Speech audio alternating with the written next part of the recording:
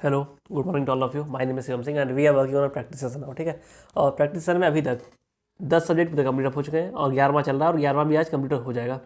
और 11वां जो है रेफ्रिजरेशन, और रेफ्रिजरेशन के अभी तक 4 वीडियो आ चुके हैं और ये 5वां वीडियो जाएगा। और 5वें वीडियो में we will talk about the cooling loads. Cooling load क्या होते हैं एंड डक्ट, जैसे ये चैप्टर है ना जहाँ से मैंने बनाया हुआ है उसमें डक्ट डिज़ाइन भी आ गया। तो डक्ट डिज़ाइन सिलेबस में है नहीं। देखो, जो ये वाला चैप्टर है इसमें 2-3 चीज़ें हैं बस इंपॉर्टेंट और वही आती हैं, जैसे बाईपास फैक्टर हो गया, कूलिंग एफिशिएंसी हो गया, और बस इतना ही। ठीक है, इतना ही पूछते हैं लोग और उससे नहीं पूछेंगे। और यहाँ पे जो चैप्टर है उसमें डक डिज़ाइन है, ये सब काफ़ी चीज़ें हैं जो कि आउट ऑफ सिलेबस, जो कि 2017 से पहले थी।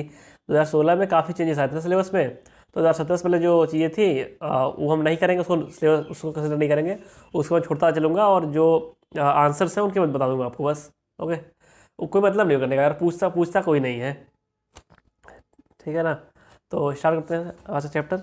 और देखो, ये जो प्रैक्टिस सेशन है वो सबके लिए यूज़फुल है। पहली बात, कोई भी एग्जाम दे रहे हो, कोई भी एग्जाम जिसमें मैकेनिकल इंजीनियरिंग सिलेबस में आनी है वो उसके लिए इंपॉर्टेंट है, क्योंकि सारे ही क्वेश्चन ईएससी के प्रीवियस ईयर से ही आते हैं और कहीं से कुछ नहीं आता है। ठीक है, इसी से रिपीट होता है, बस क्वेश्चन को जो जैसे इसमें क्वेश्चन थोड़ा टफ रहते हैं, बड़े रहते हैं, उसको तोड़ तोड़ के वहीं से पूछ लेते हैं क्वेश्चन लोग। ओके, और जितने जो सब्जेक्ट हमारे कवर अप हो चुके हैं वो इस टाइप के हैं। मतलब ये है turbo machinery, machine design, theory of machine, industrial, strength of material, material science, power plant, production, thermodynamics, HMT. 10 subject ये हो गए और 11वां भी आरएससी चल रहा है, आरएससी भी आज खत्म हो जाएगा।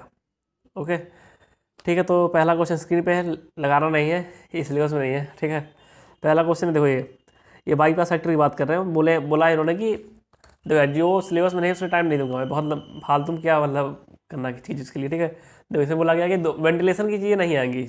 अब विश्वास अगर आ गया तो छोड़ देना, कोई पढ़ के नहीं जाएगा इसको। ठीक है, तो जो वेंटिलेशन है, पहली बात तो इससे बोला गया 2 सिस्टम हमारे पास है, ए एंड बी। ए में आपका वेंटिलेशन हो रहा है और बी में वेंटिलेशन नहीं हो रहा है, इतना ही बोला गया ना। ठीक है, system A operates with ventilation and system B operates with without ventilation. तो बाईपास फैक्टर किस में ज़्यादा होगा, तो जिसमें वेंटिलेशन होगा उसमें बाईपास फैक्टर ज़्यादा होगा, ऑब्वियस सी बात है। ठीक है, तो फर्स्ट का बी आंसर है। सेकेंड नंबर जो है क्वेश्चन है, ये डक डिज़ाइन क्वेश्चन है, डक डिज़ाइन का इसका आंसर दे दे रहा हूँ मैं, सेकेंड का बी आंसर है। थर्ड जो क्वेश्चन है, तो सारे मैक्सिमम क्वेश्चन इसमें वही है, सब वही है, डक डिज़ाइन इधर फालतू फालतू के वो करने का कोई मतलब नहीं है। और जो थर्ड क्वेश्चन ट्राई कीजिए। थर्ड क्वेश्चन अच्छा क्वेश्चन है ये, जैसे रिन्यूएबल में पूछ सकते हैं लोग, और ये मेनली क्वेश्चन रेडिएशन का है। ओके, ट्राई कीजिए थर्ड नंबर।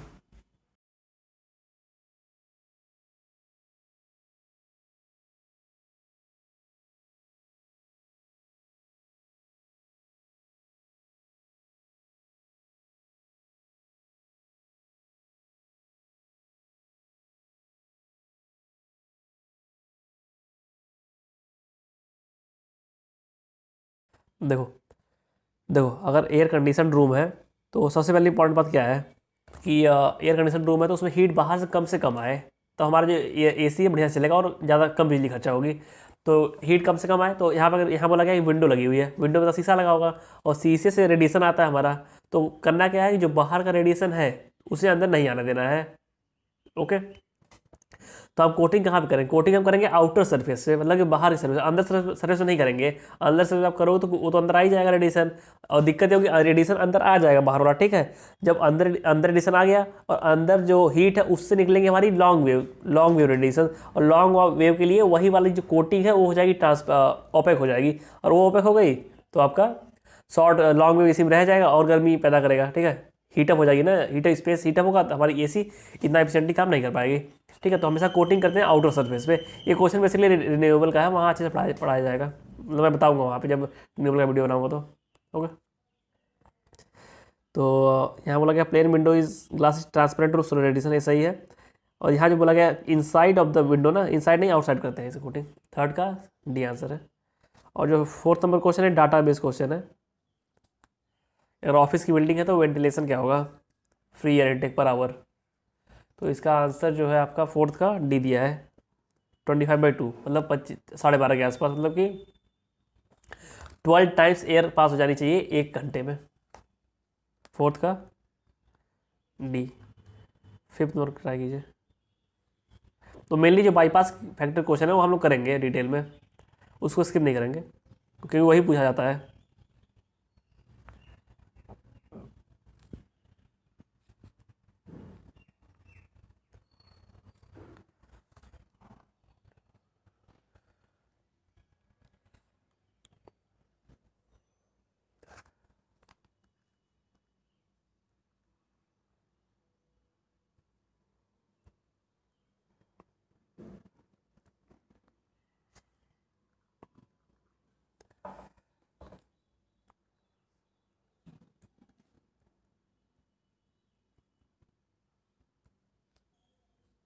देखो जो फिफ्थ नंबर क्वेश्चन है उसमें बाईपास फैक्टर की बात की गई। तो बाईपास फैक्टर में देखो मेनली होता क्या है बाईपास फैक्टर, जितना कि नहीं पहुंच पाया अपॉन टोटल। मान लो हमारे 40 पे कोई गैस थी, वो पास हो रही है कॉइल थ्रू अ कॉइल, और कॉइल का टेम्परेचर है 5 डिग्री सेल्सियस। ओके, तो 40 से ठंडा होते तो 25 तक हो पाया, ठीक है, और 25 तक हो पाया, ठीक है। तो बाईपास फैक्टर क्या हो जाएगा आपका, कितना नहीं पहुंच पाया, मतलब कि 25 से 5 अपॉन टोटल, ठीक है, मतलब कि x अपॉन वाई, ये हो जाएगा bypass factor.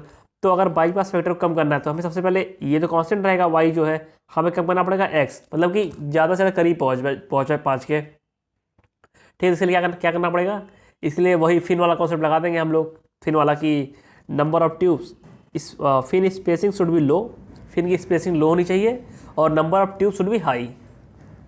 Okay, low and high, then fifth का answer should be C. Try कीजिए सिक्स नंबर।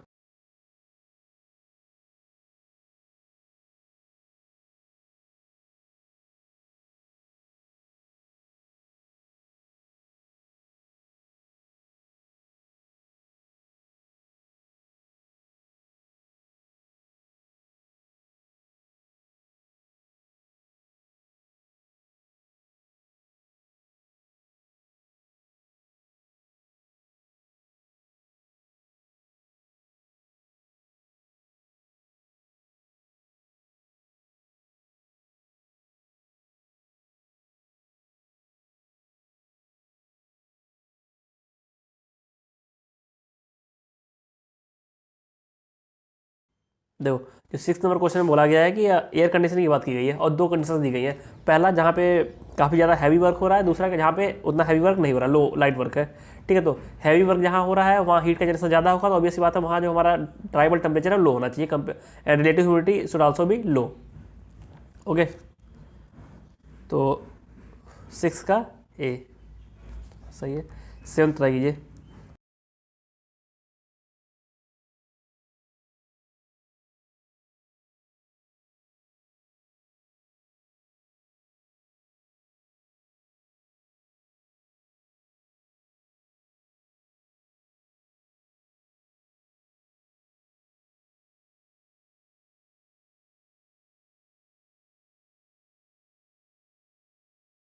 देखो जो ये यहाँ देखो जो एट्थ सेवन्थ नंबर क्वेश्चन है ना, ये सिलेबस में नहीं है हमारा। यहाँ पर डक डिज़ाइन की बात की गई है, डक डिज़ाइन मैंने बता दिया आपको पहले, सिलेबस में नहीं है। लेकिन आप इस क्वेश्चन का याद कर लो, क्योंकि ये वाला क्वेश्चन काफ़ी रिपीटेटिव होता है, मतलब मैंने ये चैप्टर में देखा है काफ़ी रिपीट होता है। तो डक डिज़ाइन के लिए हम लोग जो ये तीन मेथड्स हैं, velocity reduction method, equal friction method, and static regain method, तीनों तीनों यूज करते हैं, ठीक है। इसको बस याद कर लो आप क्वेश्चन को, और कुछ याद मत करना। तो हमारा सेवन्थ का आंसर डी है। Try question number eighth.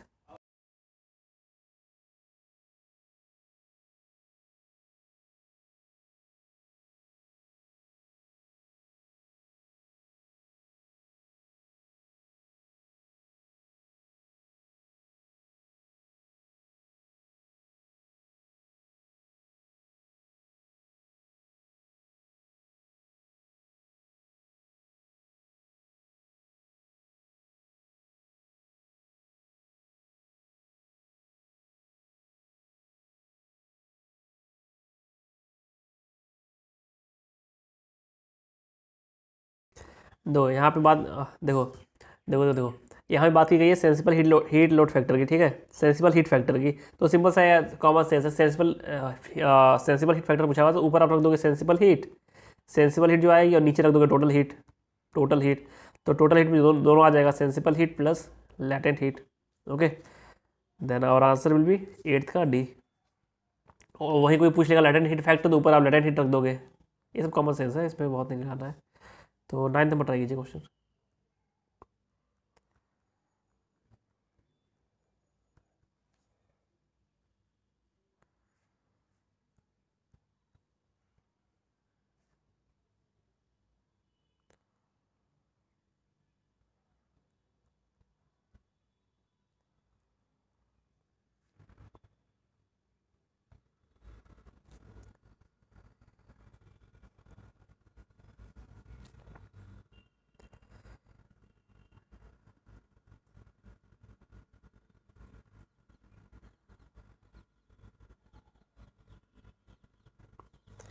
देखो जो नाइन्थ नंबर क्वेश्चन है, जो 9th नंबर क्वेश्चन है उसमें बोला गया बाईपास फैक्टर के बारे में। तो बाईपास फैक्टर आप जानते हो कितना नहीं पहुंच पाया अपॉन टोटल। तो हमारा 20 से 45 अगर हम करना था इसको, और 40 अगर हम हो पाया, मतलब 40 से 45 नहीं पहुंच पाया है, तो ये डिफरेंस 5 हो गया। 5 अपॉन टोटल, टोटल कितना है 25। It means answer should B 0.2। 9th का ए। 10th ट्राई कीजिए।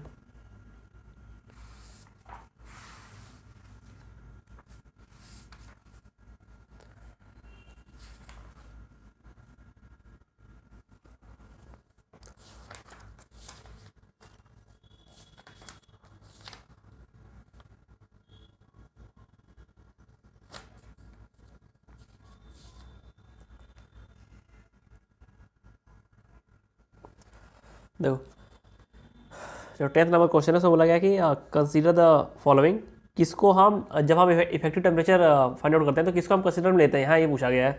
तो सिंपली आपको ये इसमें कोई डाउट नहीं होगा, ना तो ड्राई बल्ब में डाउट होना चाहिए, ना तो ह्यूमिडिटी में, ना तो एयर वेलोसिटी में, क्योंकि आप पीछे क्वेश्चन कर चुके हैं काफ़ी, एक बार नहीं 10 बार हमने क्वेश्चन किया हुआ पीछे वो साइकोमेट्रिक चार्ट वाले प्रैक्टिस सेशन में। तो इसमें आपको डाउट होना नहीं चाहिए। तो यही फायदा होता है प्रैक्टिस सेशन का, अगर आप क्वेश्चन एक बार बैठ के पूरा करते हो ना, तो एक ही क्वेश्चन कई बार लगाते हो विदिन 1 और 2 आवर, तो इससे आपके मतलब दिमाग में चीज़ें सेटल अप हो जाती हैं।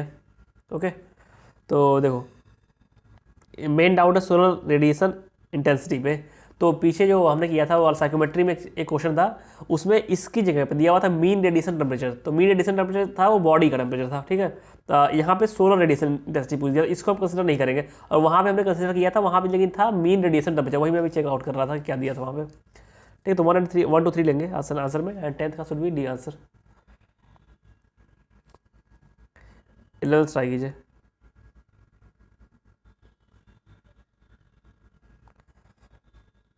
जैसे फालतू क्वेश्चन है ये, हाँ पूछ लेगा कोई बात नहीं, लेकिन मैं इसका आंसर दे दे रहा हूँ। फैक्चुअल बेस्ड क्वेश्चन है कि डिजायर्ड एयर वेलोसिटी क्या होती है, 6 से 7 मीटर पर मिनट। ओके, 7th का ए आंसर, सॉरी 11th का ए आंसर है। 12th नंबर ट्राई कीजिए।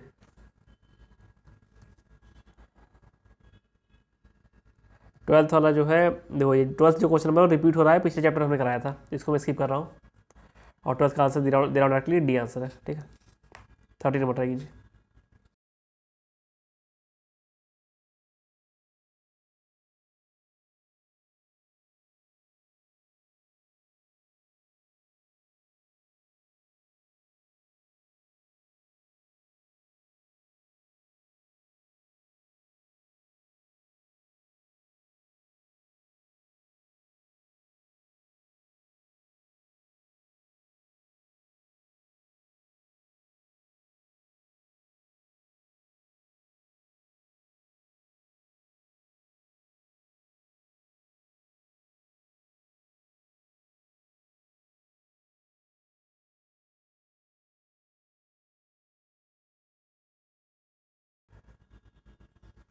देखो ये क्वेश्चन जो है डाटा बेस्ड क्वेश्चन है। तो इससे बोला गया कि कितनी एयर चाहिए होती है पर person for auditorium.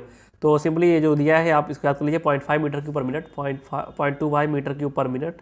And second is outside air for ventilation purpose causes sensible heat load and also latent. Simple सी बात है कि आप बाहर से एयर लोगे तो उसको आप ठंडा भी करोगे, और उसमें जो ह्यूमिडिटी है उसका वेरिएशन भी कराओगे। तो ठंडा करने में सेंसिबल हीट जाएगी, और ह्यूमिडिटी का वेरिएशन कराने में लेटेंट हीट जाएगी। ओके, तो दोनों ही लोड आएंगे। पहला आप याद करना, दूसरा आपको मतलब सही लग रहा होगा। थर्ड क्वेश्चन जो है heat sensible heat factor for an auditorium is generally kept eight 0.7।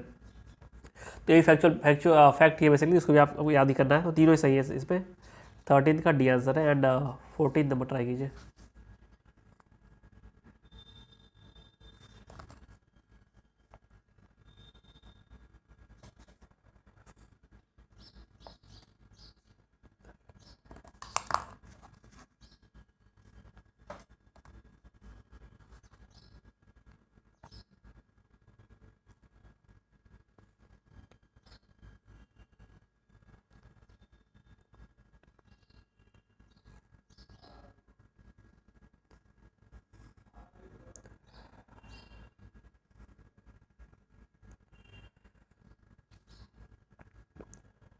तो यहाँ पे बात की गई है टिपिकल एयर वेलोसिटी की, typical air velocity in the duct of an air conditioning system, ठीक है।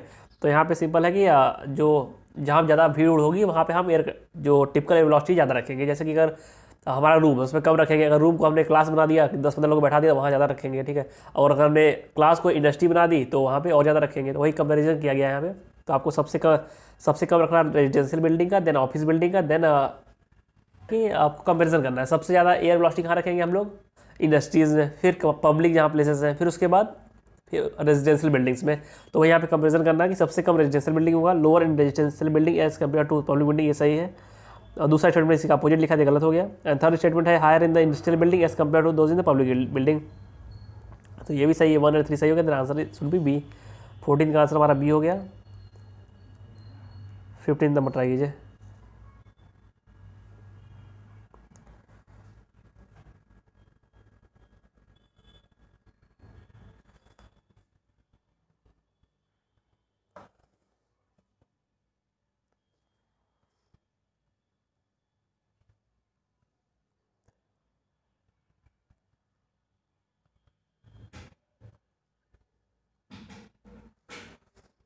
देखो यहाँ पे तीन सच कूलिंग कॉइल्स रख दिए गए, तो वही सिंपल सा फॉर्मूला की 0.7 इफिशियंसी से, फिर तो यही होगा 0.7 टू 0.7 टू 0.7। ओके, तो 0.343 शुड बी आंसर। ओके, अब ट्राई कीजिए क्वेश्चन नंबर 16।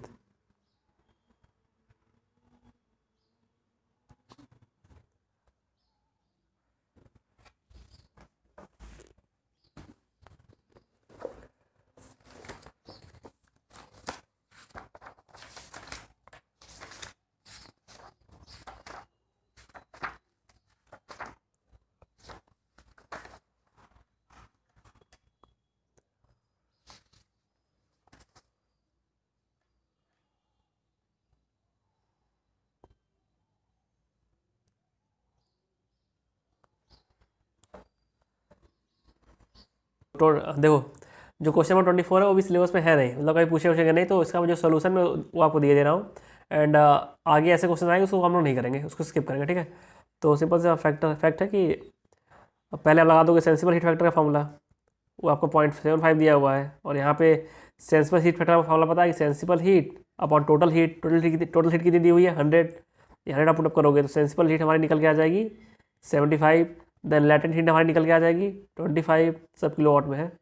और लैटेंट हीट का हमारा फार्मूला होता है 50 into C M M into delta W.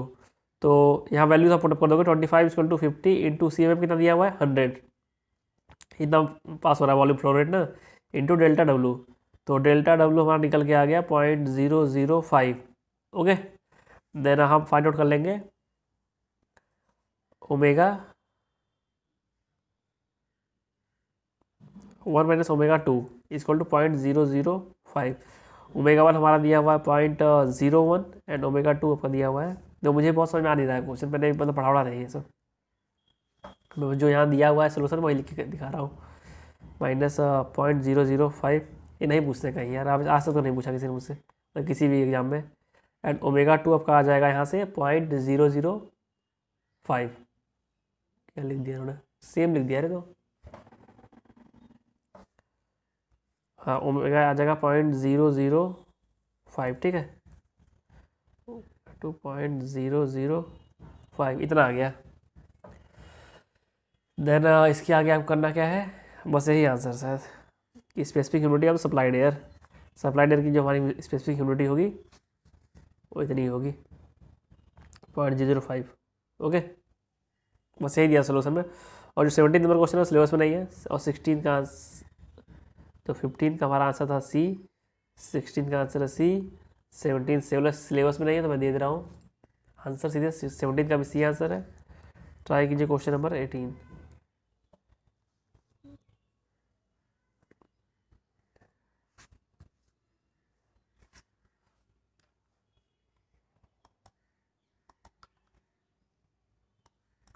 देखो पीछे मैंने लेटेंट हीट का फॉर्मूला बताया था आपको, लेटेंट हीट का वो था आपका 50 into C M M into delta W, specific humidity का डिफरेंस। और सेंसिबल हीट डॉट का फॉर्मूला आपका होता है 0.0204 into C M M into delta T. ठीक, अब ये दो फॉर्मूला याद रख लो, इसी से आंसर सारे आएंगे। ओके, तो यहाँ बोला गया, देखो यहाँ बोला गया है कि स्पेस टू बी कंडीशन, इतना स्पेस है इसको कंडीशन करना है और टेम्परेचर डिफरेंस इतना दिया हुआ है। तो सेंसिबल हीट लोड निकालना है आपको, सिंपली वैल्यू पुट कर दो बस। 0.0204 इंटू 20 इंटू 30 इंटू 5, ये वॉल्यूम निकाल रहे हैं, और ये वॉल्यूम दिया गया है, कुछ दिया नहीं, कंडीशन नहीं दी हुई है। बाई 60 का शायद ये पर आवर होगा या पर मिनट होगा, पर आवर ही होना चाहिए जहाँ तक है।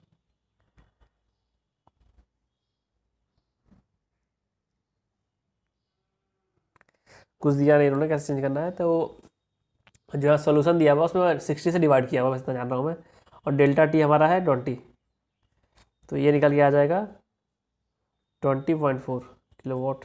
तो ये अब नहीं आता है पेपर में यार, अब मैं करा दे रहा हूँ बस कि करवाना है इसको। 18th का डी, और मेंस लिखने जाओगे ना ईएससी का मेंस, तब के लिए ये सब इंपॉर्टेंट है, तब वहाँ पूछते हैं सब चीज़ें। अब ट्राई कीजिए क्वेश्चन नंबर 19th।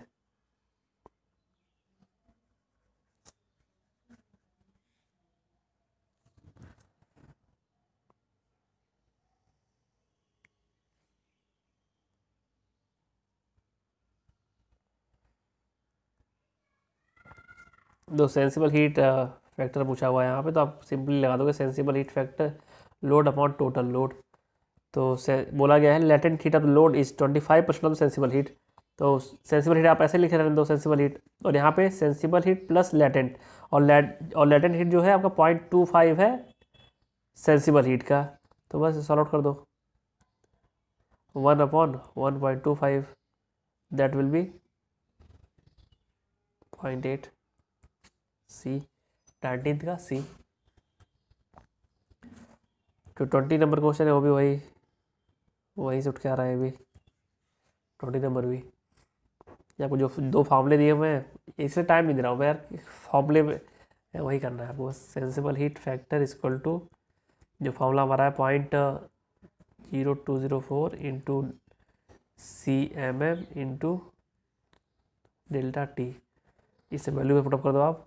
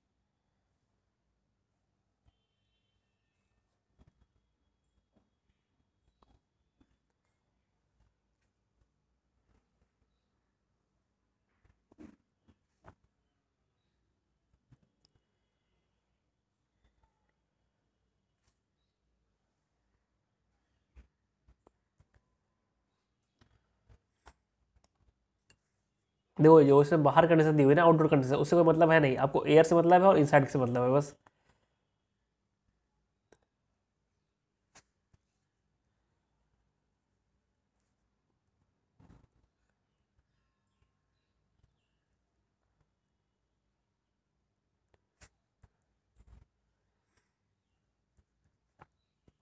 ठीक है, देखो यहाँ पे ये दोनों फॉर्मूला लगाने पे हमारा सिंपल आंसर आ गया है, ये वाला 20th का डी। 21 ट्राई कीजिए।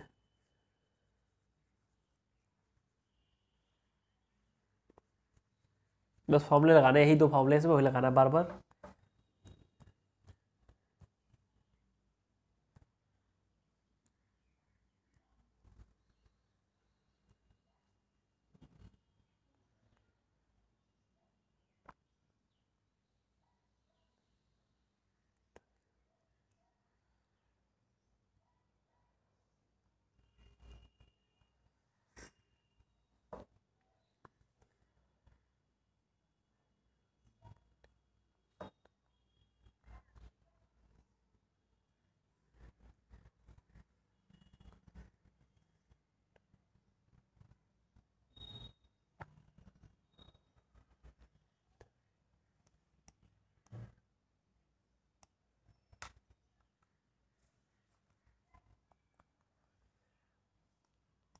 देखो यहाँ पे जो क्वेश्चन दिया हुआ 22 नंबर या 21 नंबर सा है, सॉरी।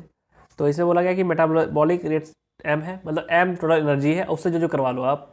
एम से आपने वर्क ले लिया तो वर्क यहाँ पे लिख दो। यहाँ से हीट ट्रांसफर हो गया क्यू प्लस क्यू लिख दो, प्लस इतना स्टोर कर लिया है, ये स्टोर लिख दो। जितना मेटाबॉलिज्म में हीट या वर्क जितना एनर्जी बनेगी वही ना खर्च करोगे आप चारों तरफ, तो वही इक्वल कर दो उसको। तो वहाँ पे बस एक ही कुछ सेटिस्फाई कर रहा है, ये वाला 21 का डी। 22 नंबर जो क्वेश्चन है ये भी सेम क्वेश्चन वही है कि sensible heat factor, latent heat factor. लेकिन यहाँ पे पहले जो दे रहे थे वो लोग मीटर क्यूब पर मिनट में दे रहे थे, मीटर क्यूब पर मिनट में, बट यहाँ पे जो उन्होंने दिया है केजी में दे दिया है। तो आप सेंसिबल हीट जब निकालने जाओगे तो M C P delta T लगाओगे, और जब लेटेंट हीट निकालने जाओगे तो एम इंटू एल लगाओगे। बस सिंपल यही कॉन्सेप्ट है। एम इंटू एल क्या आपका जो M into H F G, sorry, मतलब वैसे फेज चेंज होना है तो M into H F G, और जितने का फेज चेंज कर रहे हैं डेल्टा डब्लू, मतलब स्पेसिफिक यूनिट में चेंज। तो वैल्यू सपोर्ट कर दो, बस वैल्यू पुट करनी है आपको।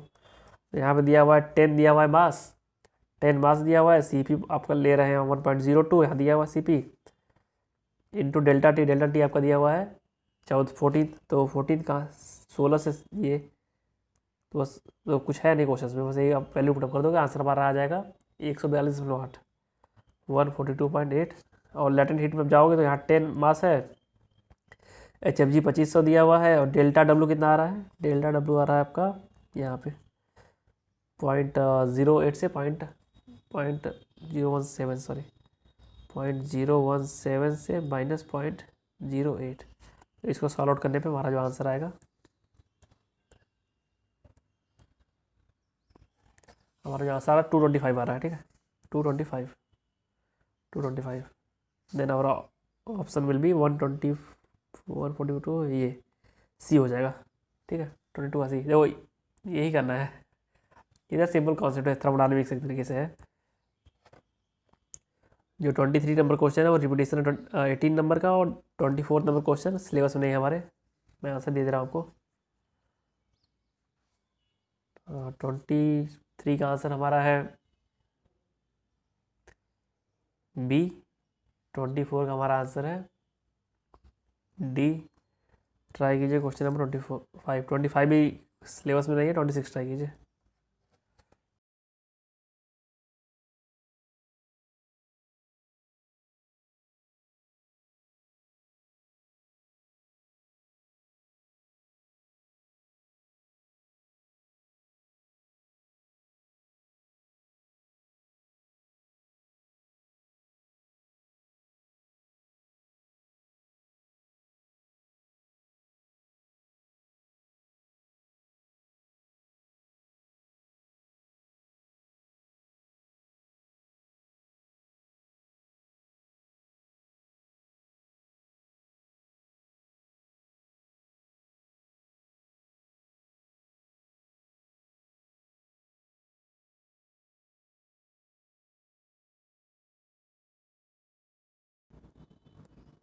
तो ये सिंपल फॉर्म लगाना है बाईपास फैक्टर का कि इतना नहीं पहुंच पाया और मार्क कितना है टोटल। ये भी क्वेश्चन रिपीट हो रहा है बार बार कि 15 से 40 पहुंचना था, 25 पहुंच पाए, तो इतना नहीं पहुंच पाया, 15 डिफरेंस, टोटल 25 कैपेसिटी थी पहुंचने की। तो हमारा ये सॉल्व करने 15/25 करने 0.6 आ जाएगा, ठीक है 26 का सी। 27 ट्राई कीजिए।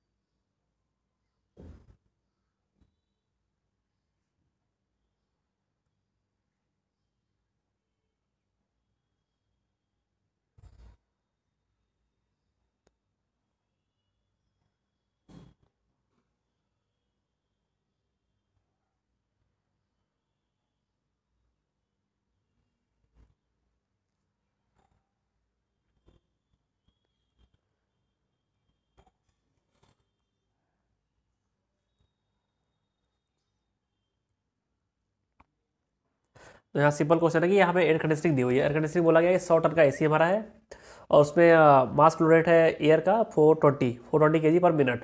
तो और जो बाहर एंथैल्पी जो बाहर एयर निकल रही है उसकी एंथैल्पी हमारी 40 है। इसका मतलब जो रेफ्रिजरेशन है वो लगा हुआ है कि ठंडा करने में, एयर को ठंडा करने में। इसका मतलब इनिशियल एंथैल्पी ज़्यादा रही होगी, बाद में कम हो गई होगी। ठीक है, तो हम सिंपल वही लगा देंगे कि refrigeration effect equal to M delta H. तो वैल्यूज पुटअप करने में हमारा आंसर आएगा एच इक्वल टू 90। देन हमारा आंसर इज 27 का बी। 28 नंबर ट्राई कीजिए।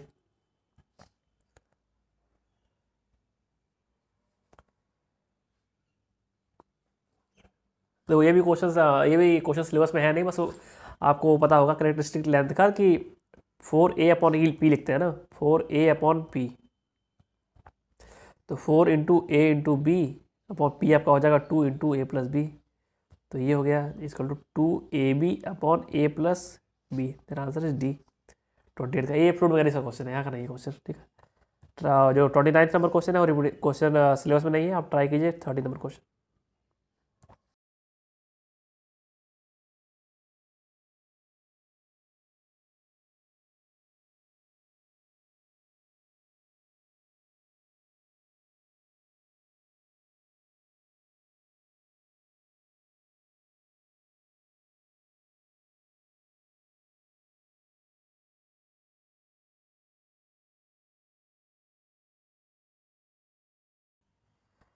ये क्वेश्चन गलत है, इसको मत करना। जो गलत क्या है, हमारे सिलेबस में नहीं है।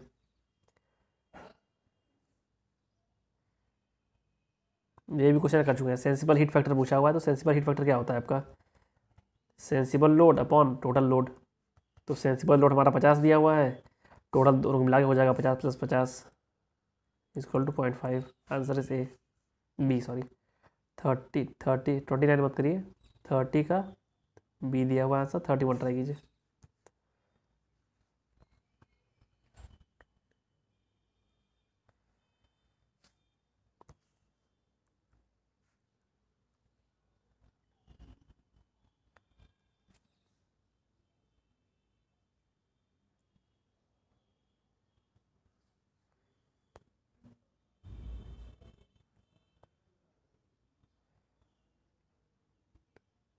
तो 31 क्वेश्चन वो रिपीट हो रहा है फिर से कि अगर हमें बाईपास फैक्टर घटाना क्या करना पड़ेगा, हमें जो फिन्स के बीच की स्पेसिंग उसको कम करना पड़ेगा और नंबर ऑफ ट्यूब्स को ज़्यादा करना पड़ेगा। ओके, स्पेसिंग कम, नंबर ऑफ ट्यूब्स ज़्यादा। तो स्पेसिंग क्लोज स्पेसिंग है high number of tubes. Then answer should be 31 का सी। ओके, 32 नंबर ट्राई कीजिए।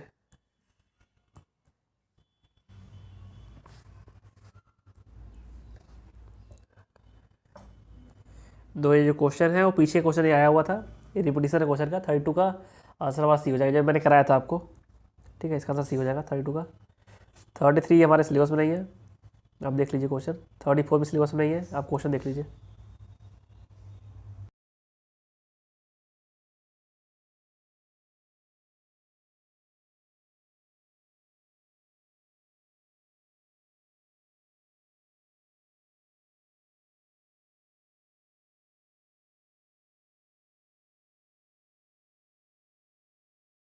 ठीक है, और ट्राई कीजिए क्वेश्चन नंबर 35 भी क्वेश्चन में नहीं है, सारे क्वेश्चन सिलेबस में नहीं है। ठीक है,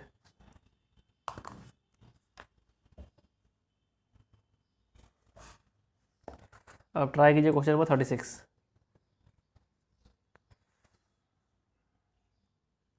मैं आंसर दे दे रहा हूँ आपको। 33 का आपका आंसर है बी, 34 का भी बी, 35 का ए। 36 ट्राई कीजिए।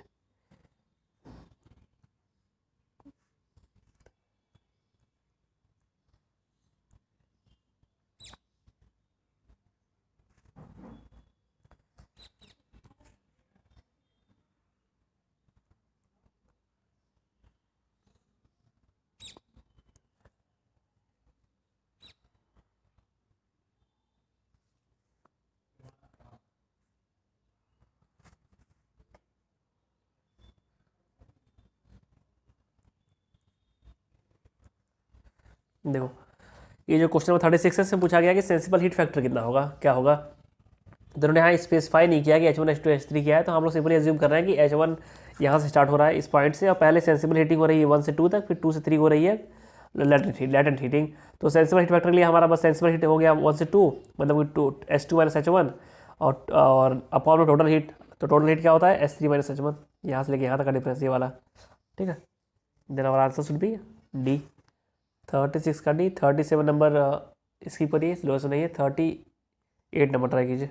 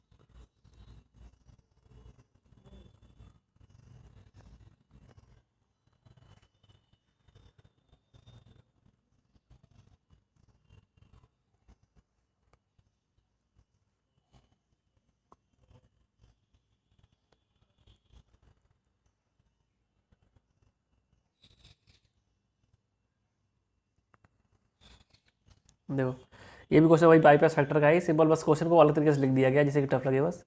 तो यहाँ पे देखो ड्राई बल्ब टेम्परेचर हमारा 11 है, और इसको हम पास करा रहे हैं थ्रू द कॉइल, जिसका टेम्परेचर 41 डिग्री सेल्सियस है, और बोला गया है कि ये बाईपास फैक्टर 0.5 है। तो हम बस सिंपल फार्मूला लगा दें, बस देखो फार्मूला सिंपली लगाना है, बस कॉन्फिडेंस रखना है अपने ऊपर। बाईपास फैक्टर आप लगा दोगे सिंपली, और 15 हमारा इनिशियल टेम्परेचर है, 41 फाइनल पहुँच सकता है, लेकिन पहुँच रहा है टी तक, तो बस T minus 41 minus T upon ये वाला सेक्शन 41 माइनस 15 आप लगा दो, सिंपल हमारा आंसर आ जाएगा 28 नंबर। 28 आंसर आ जाएगा, एंड आंसर शुड बी ए। 38 का ये हो गया, ठीक है। 39 ट्राई कीजिए।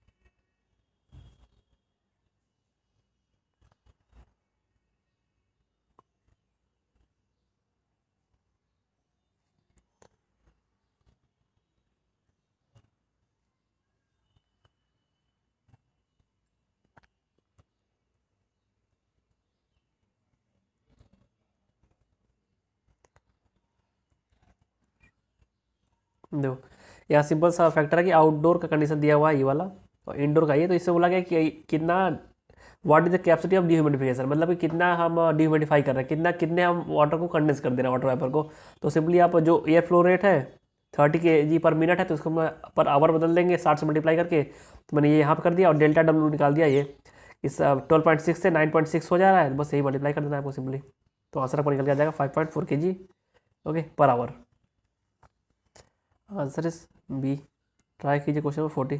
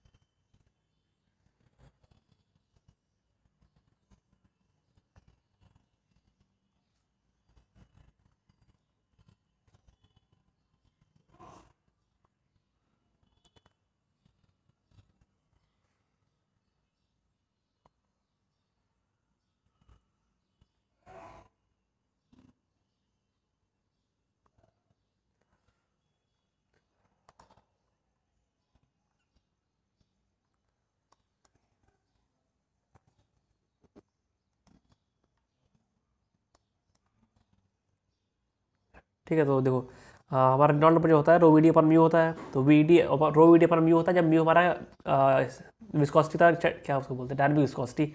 और काइनेटिक विस्कोसिटी है तो mu v d upon mu हो जाता है, ठीक है। और हमें बस डी की वैल्यू निकालनी, जो डी है यही इंपॉर्टेंट है। तो डी निकालेंगे कैसे, डी का फॉर्मूला हमारा होता है 4A/P। तो एरिया हमारा हो गया 40/30, पी हो गया हमारा 2 × A + B। तो इसको सॉल्व करने में हमारा आ रहा है 240/7 डी आ गया।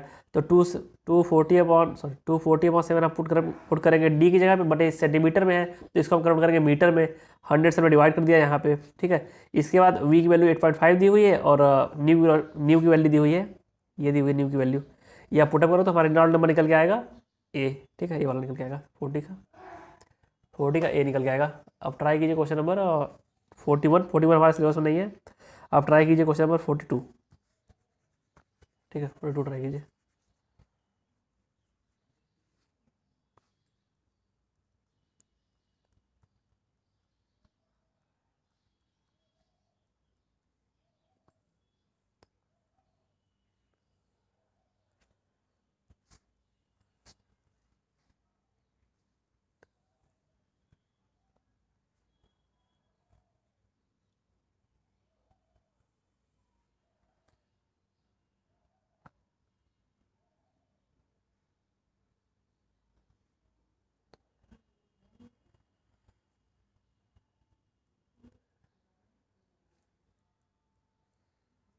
देखो या फिर सेम क्वेश्चन वही है, लेट सेंसिबल हीट फैक्टर का, तो आप sensible load upon total load कर दोगे। तो यहाँ सेंसिबल लोड दिया हुआ है 30,000, लैटेंट लोड दिया हुआ है 20,000, तो बस वही वैल्यूज आप पुटअप कर दोगे तो आंसर हमारा आ जाएगा 0.6।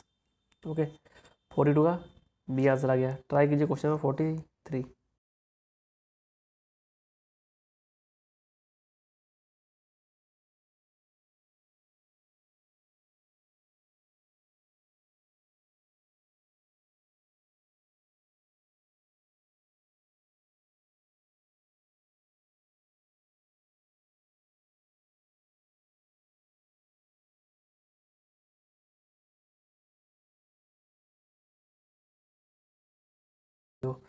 इससे बाईपास फैक्टर की बात की गई, फिर देखो सेम क्वेश्चन आ रहा है, बाईपास फैक्टर की बात की गई है। एयर इतने पे है, इतने तक हीट हो रहा है, इतना तक पहुंचना था, मतलब 20 से चला था, 25 तक पहुंचा और 30 तक पहुंचना था।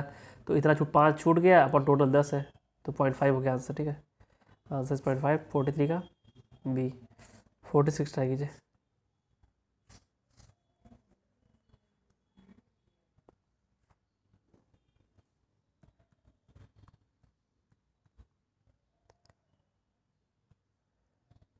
ये भी सेम क्वेश्चन। देखो यहाँ पहले अभी तक बाईपास फैक्टर पूछा जा रहा था, अब कूलिंग इफिशियंसी पूछ रहा है। तो cooling coil efficiency, sorry coil efficiency पूछ रहा है। तो मतलब कॉइल इफिशियंसी मतलब होता है कितना हमने अचीव कर लिया, कितना अचीव कर सकते थे। तो ये रियल इफिशियंसी है। बाईपास फैक्टर तो नेगेटिव टर्म था एक तरीके से, मतलब 15 चले 30 तक पहुँच पाया है, तो ये डिफरेंस हो जाएगा 15 से 30 वाला हो जाएगा 15, इसका डिफरेंस ये वाला, एंड टोटल आ जाएगा कितनी कैपेसिटी थी पहुँचने की 25। तो हमारा यहाँ पे आंसर आ जाएगा 0.6। ये हमारा कॉइल इफिशियंसी है, ठीक है। तो आंसर शुड बी सी। 44 का 45 ट्राई कीजिए।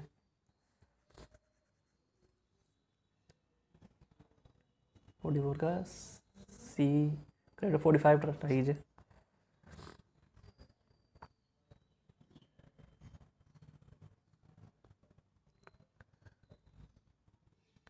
तो यहाँ बोला गया है in air conditioning space fan load is considered as, तो फैन की लोड को हम लोग कंसिडर करते हैं as a sensible heat gain, ठीक है। 45 का बी।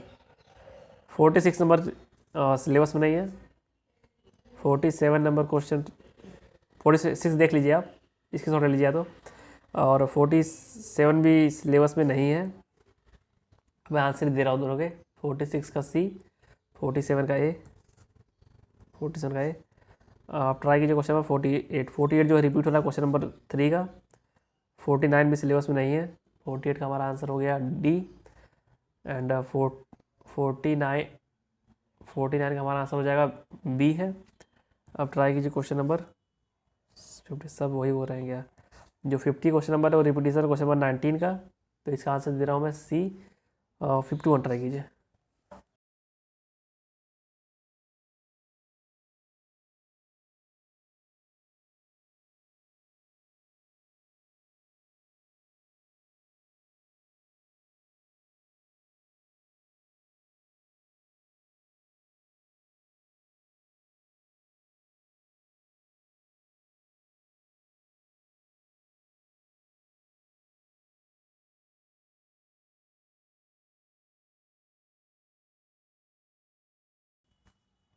देखो क्वेश्चन बोला गया 51 में कि in air conditioning the atmospheric air in air conditioning atmospheric air mixture of dry air and water where can be considered as a mixture of two gas ideal gases. ठीक है, इसको as ideal gas consider करते हैं, आपने देखा है वो करते हैं, हर जगह लगाते हैं, पीपरा नाटिस में लगाते हैं, ठीक है, कंसिडर करते हैं। देन अगला स्टेटमेंट है in temperature range use in the air conditioning the partial pressure of the water vapour is very low. बिल्कुल सही है, पार्शियल प्रेशर देखो 4.2 kPa होता है या फिर 2.2 ऐसे से होता है, ठीक है, 4.8, तो ये रेंज बहुत कम होती है, तो पार्शियल प्रेशर जो है बहुत लो है, that's why it is considered as the ideal gas. तो इसका आंसर भी सही है, असर्शन भी सही है, रीजन भी सही है। देन 51 का ये आंसर हो जाएगा। ओके, तो ये टॉपिक कंप्लीट हुआ, इसमें कुछ हवा नहीं यार, बस वही दो चीज़ें थी, मैं बताया था आपको ना, सेंसिबल हीट फैक्टर एंड और बाईपास फैक्टर, बस दो चीज़ें। और जो ये क्वेश्चन 51 नंबर 2018 में आया हुआ है, ये तो प्योर सबस्टेंस का क्वेश्चन है, यहाँ क्वेश्चन नहीं है, प्योर सबस्टेंस क्वेश्चन है। ओके, तो इसलिए मैंने बोला था कि बहुत सिलेबस में नहीं है। और जो पिछला क्वेश्चन जो आया हुआ है 2016 में है, वो भी सेंसिबल हीट फैक्टर का है। इसकी 2016 से पहले जो सिलेबस था ना, 2015 14 17 से पहले, सॉरी 2017 से पहले जो सिलेबस था वो काफ़ी वेरी करता था।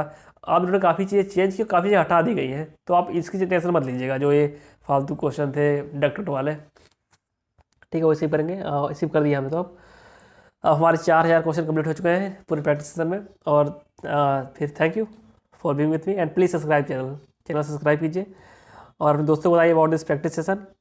Okay, and all the best for your upcoming exams.